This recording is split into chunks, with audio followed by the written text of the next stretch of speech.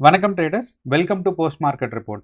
So இன்னைக்கு நம்ம இந்த வீடியோவில் என்ன பார்க்க போறோம்னா, மே 26ஆம் தேதி திங்கட்கிழமை மார்க்கெட் ஓப்பன் ஆகும்போது என்ன நடக்கிறதுக்கான வாய்ப்பு இருக்கு ஒன்று. ரெண்டாவது, அந்த மே 26லேருந்து 30ஆம் தேதி வரைக்கும் இருக்கிற வாரம், அந்த வாரம் ஃபுல்லாக மார்க்கெட் என்ன நடக்கிறதுக்கு வாய்ப்பு இருக்குங்கிறது ரெண்டே விஷயம் தான் நம்ம இந்த வீடியோவில் டிஸ்கஸ் பண்ண போகிறோம்.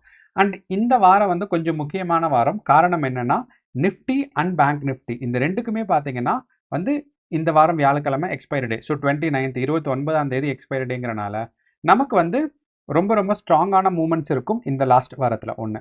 ஸோ இதை நம்ம பார்ப்போம். ஸோ அப்போது இதில் எப்படி நம்ம பார்க்க போகிறோம் அப்படின்னா, ப்ரைஸ் ஆக்ஷன் ஃபஸ்ட்டு டிஸ்கஸ் பண்ணுவோம். ஸோ நிஃப்டியோட ப்ரைஸ் ஆக்ஷன் எப்படி இருக்குது, ஸோ பேங்க் நிஃப்டியோட ப்ரைஸ் ஆக்ஷன் எப்படி இருக்குது. வெள்ளிக்கிழமை பார்த்தீங்கன்னா ஒரு 10 மணிக்கு மேலே நல்ல புல்லிஷ் மூமெண்ட்ஸ் இருந்துச்சு, 10 மணி வரைக்கும். அதுக்கப்புறம் ஒரு கன்சாலிடேஷன் ஃபேஸும் இருந்துச்சு. அப்போது இதை நம்ம டிஸ்கஸ் பண்ணுவோம். ரெண்டாவது என்னென்னா, India Vicks data. So India Vicks data வந்து இப்போதைக்கு பயங்கரமான மூவ்மெண்ட்ஸ் இல்லை, ஆனாலுமே வந்து நம்ம ஒரு கன்சிடரேஷன் வைக்கணும். இந்தியா விக்ஸ் எந்த பக்கம் மூவ் ஆனால் நமக்கு மார்க்கெட்டில் எப்படி இம்பாக்ட் ஆகிறதுக்கு வாய்ப்பு இருக்குது அப்படிங்கிற ஒரு அண்டர்ஸ்டாண்டிங் டெவலப் பண்ண போகிறோம் ஒன்று. ரெண்டாவது பார்த்தீங்கன்னா, நம்மளோட கிஃப்ட் நிஃப்டி டேட்டா. உங்கள் எல்லாத்துக்கும் தெரியும், கிஃப்ட் நிஃப்டி வந்து நம்ம மார்க்கெட் முடிஞ்சதுக்கப்புறமும் கிஃப்ட் நிஃப்டி ஓப்பனாக இருக்கும். நமக்கு வந்து மார்க்கெட் 3:30க்கு முடிஞ்சிருச்சு. அந்த 3:30க்கு முடிஞ்சதுக்கப்புறமும் பார்த்தீங்கன்னா நமக்கு வந்து மார்க்கெட், அதாவது நம்ம கிஃப்ட் நிஃப்டி வந்து ஸ்டில் போயிட்டு தான் இருந்து நைட்டு 2 மணிக்கு தான் முடிஞ்சிருக்கு அதுக்கப்புறம். ஸோ இப்போ இந்த ப்ரைஸ் ஆக்ஷன் நமக்கு என்ன சொல்ல வருது? ஏன்னா மோஸ்ட்டாக கிஃப்ட் நிஃப்டியில் இன்வெஸ்ட் பண்ணுறவங்க ப்ரோஸ், டிஐஐஸ் அண்ட் எஃப்ஐஐஸ் தான் இருப்பாங்க. ஸோ அப்படிங்கிறனால அவங்க வந்து இந்த டைமிங் டிஃப்ரென்ஸ்னால தான் அவங்க வந்து கிஃப்ட் நிஃப்டியில் அப்போ ட்ரேட் பண்ணுறாங்க ஆப்ஷன்ஸ் எல்லாம். ஸோ அந்த இது ஃபியூச்சர்ஸ் மட்டும்தான், ஆப்ஷன்ஸ் இல்லை, சாரி. அப்படிங்கிறனால அப்போது இந்த கிஃப்ட் நிஃப்டியோட ஒரு அனாலிசிஸ் வந்து நமக்கு வந்து ஒரு ஓவரால் சைக்காலஜி எப்படி இருக்குங்கிறது தெரியும். இந்த 2 விஷயம் பார்ப்போம்.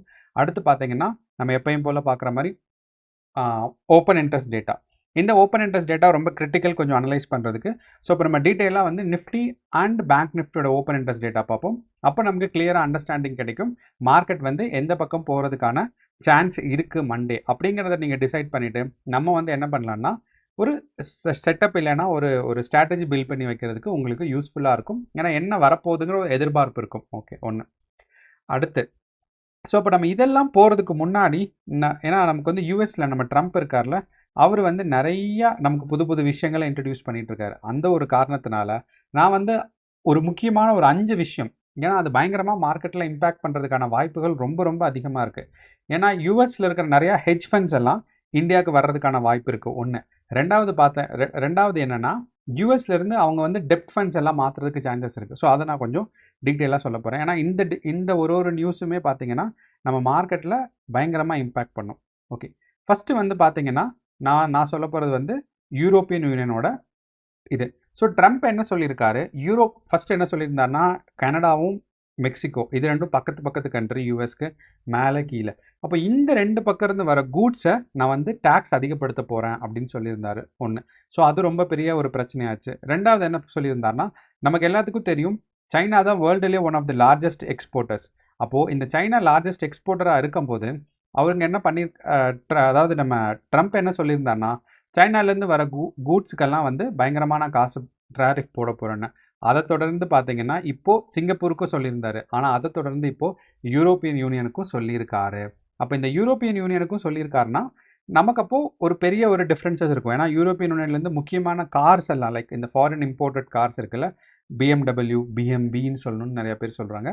பிஎம்டபிள்யூ, அதுக்கப்புறம் இந்த ஆடி, அந்த மாதிரி நிறையா டிஃப்ரெண்ட் ஜெர்மன் மேட் கார்ஸ் எல்லாம் வந்து பார்த்தீங்கன்னா யூஎஸ்க்கு இம்போர்ட் பண்ணுவாங்க. அப்போ அதோட டேக்ஸ் டேரிஃப் ரொம்ப இன்க்ரீஸ் பண்ணுறேன்னு சொல்லியிருக்காரு. அதே மாதிரி சாஃப்ட்வேர்ஸ் நிறையா இம்போர்ட் பண்ணுவாங்க, சாஃப்ட்வேர் லைசன்ஸும் இம்போர்ட் பண்ணுவாங்க. ஸோ அந்த இதெல்லாம் வந்து பார்த்தீங்கன்னா பயங்கரமாக வந்து டேக்ஸ் இன்க்ரீஸ் பண்ண போகிறேன் அப்படின்னு சொல்லியிருக்காரு.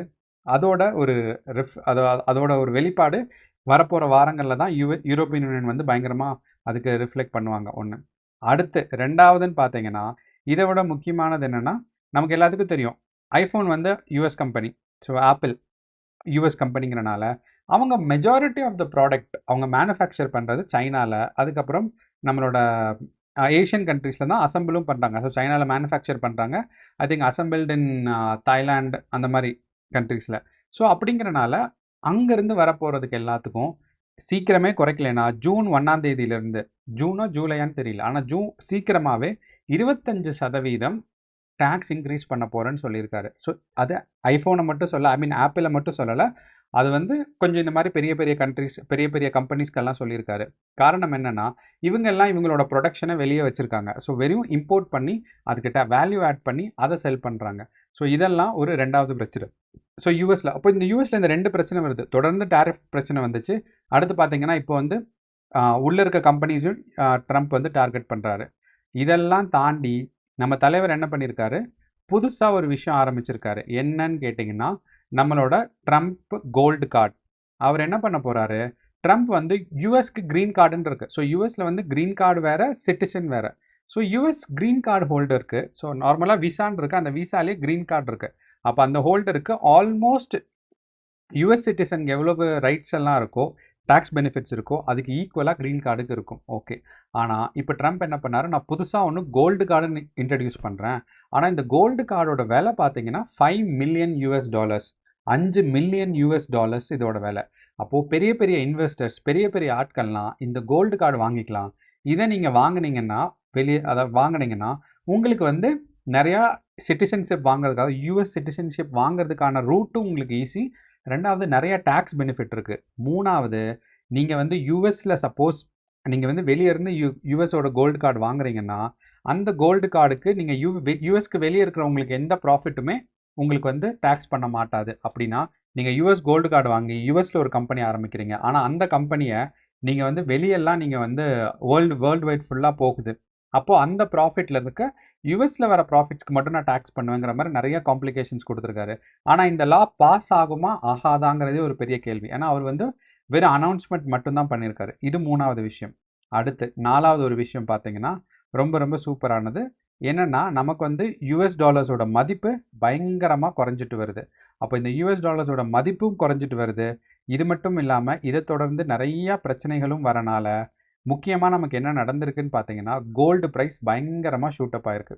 அப்போது இந்த கோல்டு ப்ரைஸ் ஷூட்டப் ஆனதுக்கும் இதுக்கும் கனெக்ஷன் இருக்கான்னு பார்த்தீங்கன்னா 100% கனெக்ஷன் இருக்குது. ஸோ இந்த மாதிரி அன்சர்டனிட்டி, ட்ரேடோட பிரச்சனை, கம்பெனிஸ் எல்லாம் அவர் டார்கெட் பண்ணுறாரு. தேவையில்லாமல் வந்து கோல்டு கார்டுன்னு ஒன்று இன்ட்ரடியூஸ் பண்ணி அதை வந்து அதாவது ஏஷியாவில் இருக்கவங்கலாம் வரக்கூடாது, ஏஷியனோட டேலண்ட்ஸ் வரக்கூடாது, சைனாவோட இன்வெஸ்டர்ஸ் வரக்கூடாது, அந்த மாதிரி நிறைய ரெஸ்ட்ரிக்ஷன்ஸ் இருக்குது. இதனால யூஎஸில் டெப்ட் ஃபண்டுன்னு சொல்லுவாங்க, அது வந்து பார்த்திங்கன்னா குறைஞ்சிருச்சு. ஸோ இந்த குறைஞ்சனால யூஎஸில் இருக்க பெரிய பெரிய ஆட்கள்லாம் கோல்டு ப்ரைஸில் இன்வெஸ்ட் பண்ணுறாங்க. அப்போ இந்த கோல்டு ப்ரைஸில் இன்வெஸ்ட் பண்ணால் என்ன நமக்கு ட்ரேடிங்க்கு என்ன நடக்கும் அப்படின்னு கேட்டிங்கன்னா, அப்போ யூஎஸ்லேருந்து ஃபண்டெல்லாம் வேறு வெளியே மூவ் ஆகும். ஏன்னா யூஎஸ்லேயே வச்சுட்டு இருந்தாங்கன்னா அவங்களோட யூஎஸ் டாலர்ஸ் பார்த்தீங்கன்னா 100 வீக் லோவில் இருக்குது யூஎஸ் டாலரோட வேல்யூ. அப்படிங்கிறனால அவங்க எல்லாம் ஃபண்டை வெளியே மூவ் பண்ணுவாங்க. ஃபண்டை வெளியே மூவ் பண்ணும்போது வேர்ல்டுலேயே ஹையஸ்ட் க்ரோயிங் ஸ்டாக் மார்க்கெட் எதுன்னு கேட்டிங்கன்னா இந்தியா தான். அண்ட் சின்ன சின்ன ஹெட்ஜ் ஃபண்ட்ஸ் கூட யூஎஸ்லேருந்து இந்தியாவுக்கு மாறிட்டு வந்துட்டு இருக்காங்க. ஸோ அந்த ஒரு காரணங்கள்னால வருகின்ற நாட்கள் யூஎஸோட எக்கானமி கொலாப்ஸ் ஆகிறதுக்கு சான்சஸ் இருக்குது.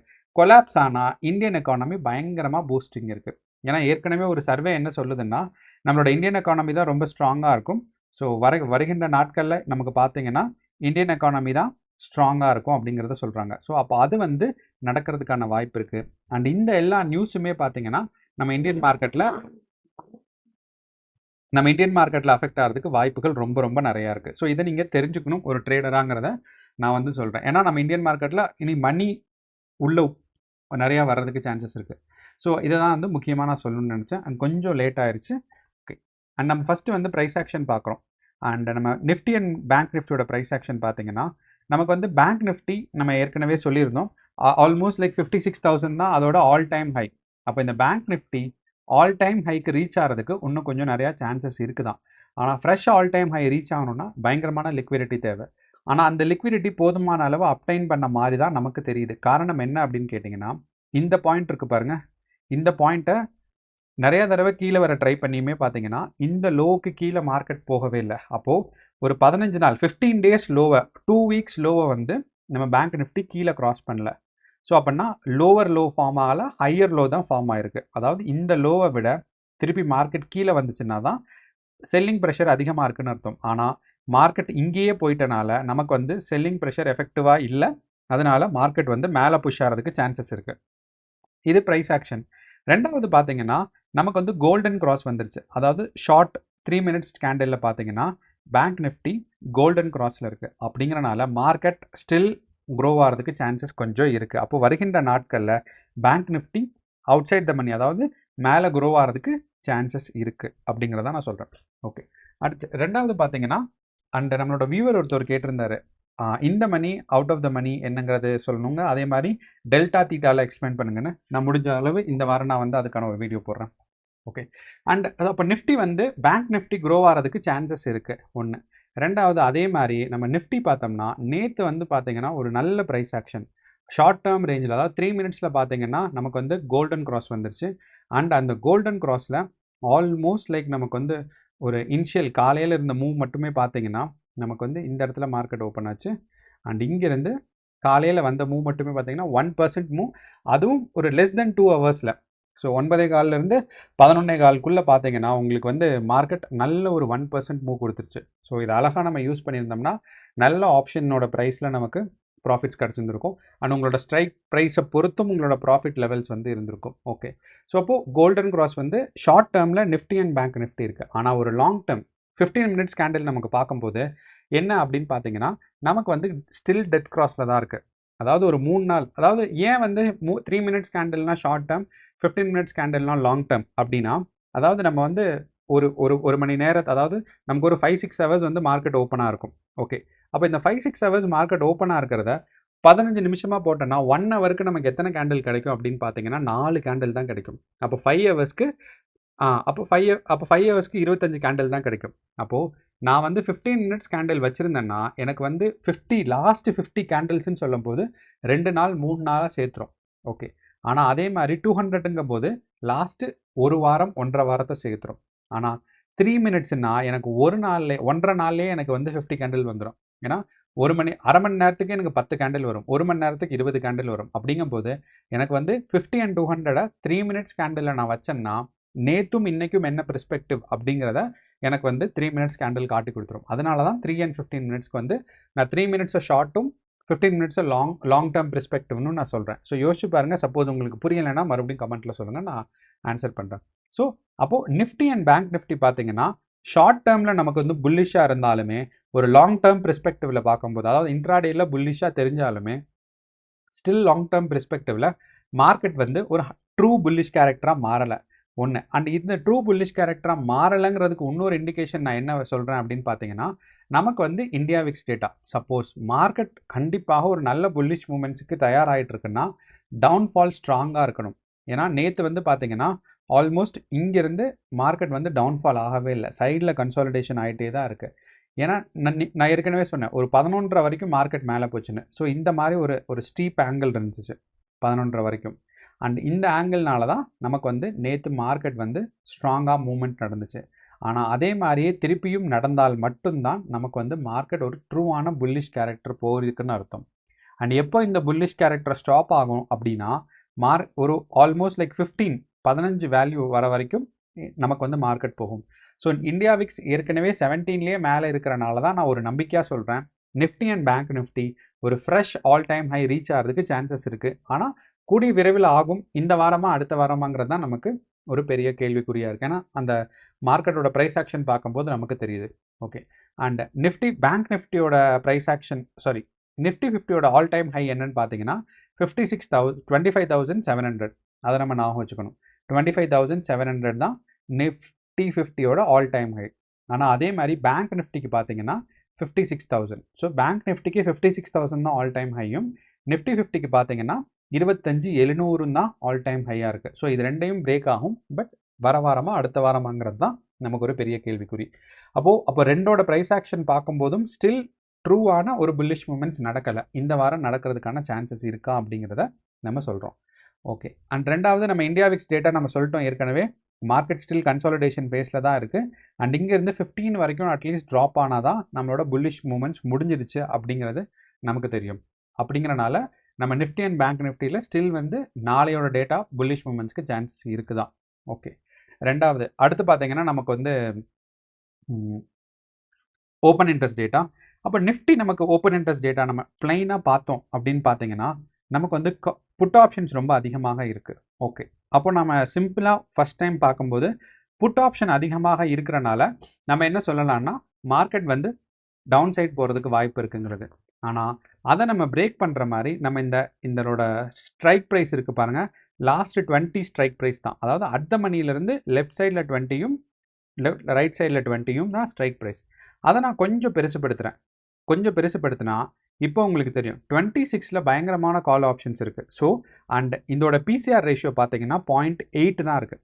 ஸோ எப்போ ஒரு அவுட் ஆஃப் த மணியில் ரொம்ப ஸ்ட்ராங்கான கால் ஆப்ஷன் இருக்குது ஒன்று. ரெண்டாவது அதோட பிசிஆர் ரேஷியோவும் ஒரு 0.8 0.7 இருக்குன்னா ஒரு பெர்ஃபெக்டான புல்லிஷ் மூமெண்ட்ஸ் எக்ஸ்பெக்ட் பண்ணுறதுக்கான ஒரு பிசிஆர் ரேஷியோன்னு நம்ம சொல்லலாம். அப்போது நம்மளோட இப்போ இருக்கிற ஓப்பன் இன்ட்ரெஸ்ட் டேட்டாஸ் வச்சு பார்க்கும்போது கண்டிப்பாக நிஃப்டி 50 ஒரு 26,000 ரீச் ஆகிறதுக்கான சான்சஸ் கொஞ்சம் அதிகமாக இருக்குது. அண்ட் இதை கன்ஃபார்ம் பண்ணுறது என்னென்னா நம்மளோட ஓஐ சேஞ்ச். அப்போ இந்த ஓஐ சேஞ்ச் நமக்கு பார்க்கும்போது மார்க்கெட் 26,000 வரைக்கும் போகிறதுக்கான வாய்ப்பு இருக்குது. அண்ட் இந்த புட் ஆப்ஷனில் பார்த்தீங்கன்னா உங்களுக்கு இன்க்ரீஸ் மட்டும்தான் ஆயிருக்கு. நான் ஸ்ட்ரைக் ப்ரைஸை கொஞ்சம் சின்னதாக்குறேன். புட் ஆப்ஷனில் பார்த்தீங்கன்னா உங்களுக்கு இந்த ஓஐ சேஞ்சில் இன்க்ரீஸ் மட்டும்தான் ஆயிருக்கு. ஆனால் கால் ஆப்ஷனில் தான் டிக்ரீஸ் ஆயிருக்கு. ஸோ இந்த கால் ஆப்ஷனில் டிக்ரீஸ் அப்படின்னா என்ன அப்படின்னு கேட்டிங்கன்னா, அதாவது ஏற்கனவே கால் ஆப்ஷன் வாங்கியிருப்பாங்கல்ல செல் பண்ணியிருப்பாங்கல்ல, அவங்கெல்லாம் பைபேக் பண்ணுறாங்க. காரணம் என்னன்னா மார்க்கெட் மேலே போகிறதுக்கான வாய்ப்பு இருக்குன்னு. ஸோ நான் மறுபடியும் சொல்கிறேன். ஸோ புட் ஆப்ஷன் இன்க்ரீஸ் ஆகுதுன்னா செல்லிங் அதிகமாக இருக்குன்னு அர்த்தம். புட் ஆப்ஷன் செல் பண்ணுறாங்க மறுபடியும்னு. Okay. And call option increase குறையுது அப்படின்னா புட் ஆப்ஷனை பைபேக் பண்ணுறாங்கன்னு அர்த்தம். கால் ஆப்ஷன் இன்க்ரீஸ் பண்ணாலும் கால் ஆப்ஷனை செல் பண்ணுறாங்கன்னு தான் அர்த்தம். அப்போது மேலே போனால் செல்லிங், கீழே வந்தால் பையிங். அப்போது கால் ஆப்ஷனில் நிறைய பையிங் நடந்திருக்கு. இந்த இடத்துல நீங்கள் பார்த்தீங்கன்னா தெரியும் 25,000. அப்போது திங்கக்கிழமை மார்க்கெட் மேலே 25,000 வர்றதுக்கான வாய்ப்புகள் சிறப்பாக இருக்குன்னு தான் நம்ம சொல்ல முடியும் நிஃப்டி 50ல். அப்போது நம்ம ஏற்கனவே பார்த்த ப்ரைஸ் ஆக்ஷனோட புல்லிஷ் மூமெண்ட்ஸும் எக்ஸ்பெக்டட். செகண்ட் இந்தியா விக்ஸ் டேட்டாவும் கீழே போகிறதுக்கான சான்சஸ் இருக்குது. So bullish moment expected. மூணாவது பார்த்தீங்கன்னா நம்மளோட நிஃப்டி 50, அதாவது நம்மளோட ஓப்பன் இன்ட்ரெஸ்ட் டேட்டா. ஸோ இந்த மூணுமே நமக்கு என்ன சொல்லுதுன்னா மார்க்கெட் மேலே புஷ் ஆகிறதுக்கான சான்சஸ் கொஞ்சம் அதிகமாக இருக்குது அப்படிங்கிறத சொல்லுது. ரெண்டாவது நம்ம அதே மாதிரி பேங்க் நிஃப்டி டேட்டா பார்த்தாலும் பேங்க் நிஃப்டிலையும் பார்த்தீங்கன்னா புட் ஆப்ஷன் இன்க்ரீஸ் ஆகிருக்கு, கால் ஆப்ஷன் டிக்ரீஸ் ஆகிருந்திருக்கு. சப்போஸ் இந்த கால் ஆப்ஷன் டிக்ரீஸ் ஆகும்போது நான் என்ன சொன்னேன்னா பைபேக் பண்ணுறாங்கன்னு அர்த்தம். ஓகே, நம்ம இந்த இடத்துலையே இருக்கோம். ஸோ இதுதான் அதோட டிஃப்ரென்சஸ். வேணும்னா நீங்கள் வீடியோ பாஸ் பண்ணிவிட்டு இதை வேணால் படிச்சுக்கலாம். நான் வேணால் ஒரு ஜூம் வேணால் பண்ணி பார்க்குறேன், முடியல. ஓகே, அப்போது இந்த கால் ஆப்ஷன் இன்க்ரீஸ் ஆகுதுன்னா அது ஸ்ட்ராங்கான ரெசிஸ்டன்ஸ்னு அர்த்தம். புட் ஆப்ஷன் இன்க்ரீஸ் ஆகுதுன்னா ஸ்ட்ராங்கான சப்போர்ட்டுன்னு அர்த்தம். மார்க்கெட் அதை தாண்டி கீழே போகாது. அதே மாதிரி காலோட ஓஏ சேஞ்ச் டிக்ரீஸ் ஆகுதுன்னா பிக் டிக்ரீஸ் புல்லிஷ் சான்சஸ்க்கு அதிகமாக இருக்குன்னு அர்த்தம். ஸோ இதை தான் நான் சொல்லிட்டு இருக்கேன். அப்படிங்கிறனால இவங்க பைபேக் பண்ணியிருக்காங்க. ஸோ அப்போது பேங்க் நிஃப்டியும் மேலே ரைஸ் ஆகிறதுக்கு சான்சஸ் இருக்குது. அண்ட் பேங்க் நிஃப்டி எது வரைக்கும் ரைஸ் ஆகிறதுக்கு சான்சஸ் இருக்குன்னா கண்டிப்பாக 56,000 இந்த எக்ஸ்பைரிக்குள்ளே வர்றதுக்கான சான்சஸ் இருக்குது. ஏன் இந்த எக்ஸ்பைரின்னு சொல்கிறேன்னா நம்ம இப்போ பார்த்துட்டு இருக்க ஆப்ஷன் டேட்டா எக்ஸ்பைரி டேட்டை சார்ந்தது. அதனால் நம்ம பார்த்த நிஃப்டி 50யும் வர எக்ஸ்பைரிக்கும், அதே மாதிரி பேங்க் நிஃப்டியும் இப்போ வர எக்ஸ்பைரிக்கும் 29th மே அந்த எக்ஸ்பைரிக்கும் தான் இருக்குது. அப்போது இதெல்லாம் வச்சு பார்க்கும்போது மார்க்கெட் வர வாரம் கொஞ்சம் புல்லிஷாக இருக்கிறதுக்கு சான்சஸ் இருக்குது. And Nifty 50 26,000 and bank Nifty 56,000 போகிறதுக்கான சான்சஸ் கொஞ்சம் சிறப்பாக இருக்குது. அண்ட் சாரி, நிஃப்டி 50 25,000, 26,000 இல்லை, 26,000 அவுட் ஆஃப் த மணியில் நிறையா பேர் வச்சுருக்காங்க. ஸோ அப்படிங்கிறனால கண்டிப்பாக ஆனால் 25,000 ரீச் ஆகிறதுக்கு சான்சஸ் இருக்குது. 26 போகுமாங்கிறது எனக்கு ஒரு பெரிய கேள்விக்குறி தான். ஆனால் இதில் 26ம் 25ம் பேங்க் நிஃப்டியில் 26ம். ஸோ இதுதான் நம்மளோட ஒரு ஓவரால் அனாலிசிஸ். அண்ட் நம்ம முடிக்கிறதுக்கு முன்னாடி ஒரே ஒரு விஷயம் என்ன அப்படின்னா, நான் கோல்டு ப்ரைஸ் அண்ட் நம்மளோட S&P 500 காமிச்சிடணும். ஏன்னா இந்த S&P 500ங்கிறது யூஎஸ் மார்க்கெட்டோட ஒரு ஸ்ட்ராங்கான இண்டெக்ஸ். அண்ட் இந்த இண்டெக்ஸ் பார்த்தீங்கன்னா பயங்கரமான டவுன்ஃபால் ஆயிருந்திருக்கு ஒரு 2 டேஸில். அதாவது 17லேருந்து பார்த்தீங்கன்னா மார்க்கெட் சரிஞ்சிக்கிட்டே இருக்குது. அண்ட் நேற்று 23rd ஒரு ஸ்ட்ராங்கான கேப் டவுன் 2% டவுன்ஃபால் ஆயிருக்கு. அண்ட் இதோட ப்ரைஸ் பார்த்தீங்கன்னா ஸ்டாக் ப்ரைஸு ஒரு ஸ்டாக்கே உங்களுக்கு ஆல்மோஸ்ட் $6,000. அப்போது $6,000 ஒரு ஸ்டாக் இருக்குது அப்படின்னா நமக்கு அதோட வேல்யூ யோசிச்சு பாருங்கள் எவ்வளோ ஸ்ட்ராங்காக இருக்கணும். அண்ட் அதோட 1% டவுன்ஃபாலுங்கிறது பயங்கரமான எக்கனாமிக் கொலாப்ஸ். அண்ட் நேற்று பார்த்தீங்கன்னா 23 எவ்வளவு ஸ்ட்ராங்கான நமக்கு பார்த்தீங்கன்னா ஒரு கேப் டவுன் இருக்குது பாருங்கள். இந்த கேப் டவுனே ஈஸியாக சொல்லுது மார்க்கெட் எவ்வளவு அன்ஸ்டேபிளாக கீழே போயிட்டுருக்குங்கிறத. ஸோ இந்த கேப் டவுன் மட்டுமே 1%. எப்படி அது வரும்? இந்த கேப் டவுன் மட்டும் 1%. ஓகே, அப்போது இங்கேருந்து இங்கே வச்சா ஓகே 2-3% இருக்குது. Okay fine, correct. அப்போது இந்த 1% கேப் டவுனுங்கிறது அது யூஎஸ் மார்க்கெட்டில் இருக்கிற ஸ்ட்ராங்கான gap down and it is ரொம்ப கொலாப்ஸ் ஆகிறதுக்கான நிலைமை தான். ஸோ அதனால தான் ஒரு பயங்கரமான டெப்ட் ஃபண்டோட செக்யூரிட்டிஸ்லாம் ரொம்ப வந்து அன்ஸ்டேபிளாக இருக்காங்க. ரெண்டாவது பார்த்தீங்கன்னா நம்மளோட கோல்டு ப்ரைஸ். கோல்டு எஸ். அண்ட் யூஷுவலாக நீங்கள் கோல்டு ப்ரைஸை கரெக்டாக ஃபாலோ பண்ணணும்னா இந்த இது தான் எடுக்கணும். XAU USD ஸ்பாட் எடுக்கணும். XAU USD SPOT ஸ்பாட் எடுத்தால் தான் இதுதான் கரெக்டான கோல்டு ப்ரைஸ் உங்களுக்கு கொடுக்கும்.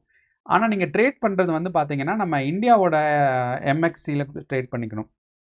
நீங்கள் ட்ரேட் பண்ணுறது ஃபியூச்சர்ஸ் கோல்டு இந்த ஸ்டாக்கில் ட்ரேட் பண்ணணும். ஆனால் ப்ரைஸை ஃபாலோ பண்ணுறது எப்படி நம்ம ஆப்ஷன் செயினை வச்சு ஆப்ஷன் ட்ரேட் பண்ணிவிட்டு ப்ரைஸை ஃபாலோ பண்ணுறதுக்கு இந்தியா நிஃப்டி 50 யூஸ் பண்ணுறோமோ அதே மாதிரி கோல்டோட ஃபியூச்சரை ட்ரேட் பண்ணுறதுக்கு இந்த ஸ்டாக்கை யூஸ் பண்ணணும். அதாவது MXC ஃபியூச்சர்ஸை, ஏன்னா கமாடிட்டி மார்க்கெட்டோடது. ஆனால் கோல்டு ப்ரைஸை ஃபாலோ பண்ணுறதுக்கு XAU USD ஸ்பாட்டுன்னு கொடுத்தீங்கன்னா உங்களுக்கு வரும். ஸோ அதுதான் இது. ஸோ அப்போ இந்த XAU USD பார்த்தீங்கன்னா உங்களுக்கு கோல்டு ப்ரைஸ் எவ்வளவு ஸ்ட்ராங்காக நேற்று ஒரே நாளில் மட்டுமே மார்க்கெட் எவ்வளோ ஸ்ட்ராங்காக மேலே போயிருக்குங்கிறது தெரியும். ஸோ 2% அதுவும் கோல்டில் மேலே போகிறதுங்கிறது ஒரு சூப்பரான ஒரு மூமெண்ட். ஸோ இன்வெஸ்ட் பண்ணியிருந்தால் 2% அழகாக ஒரே நாளில் எடுத்துருந்துருக்கலாம். ஸோ அது வந்து ரொம்ப ஒரு சூப்பரான ஆப்பர்ச்சுனிட்டி. சப்போஸ் இன்வெஸ்ட் பண்ணியிருந்தீங்கன்னா ரொம்ப நல்லது தான். அண்ட் கோல்டு எனக்கு தெரிஞ்சு நான் ஸ்ட்ராங்காக கோல்டை பிலீவ் பண்ணுறாள் மார்க்கெட் மேலேயே தான் போயிட்டுருக்கும் கோல்டு ப்ரைஸ். ஸோ இதான் என்னோட ஓவரால் அனாலிசிஸ். கொஞ்சம் வீடியோ லாங்காக இருக்குன்னு தெரியும். அண்ட் உங்களுக்கு வேறு ஏதாவது டவுட்ஸ் அண்ட் கமெண்ட்ஸ் இருந்துச்சுன்னா கமெண்ட் பாக்ஸில் போடுங்க. அண்ட் நம்ம சேனலில் டெய்லி நிஃப்டி அண்ட் பேங்க் நிஃப்டியோட அனாலிசிஸ் பண்ணிகிட்ருக்கோம். ஸோ இதை தொடர்ந்து தெரிஞ்சுக்கிறதுக்கும் சேனலை சப்ஸ்கிரைப் பண்ணி சப்போர்ட் பண்ணுங்கள். நன்றி, வணக்கம்.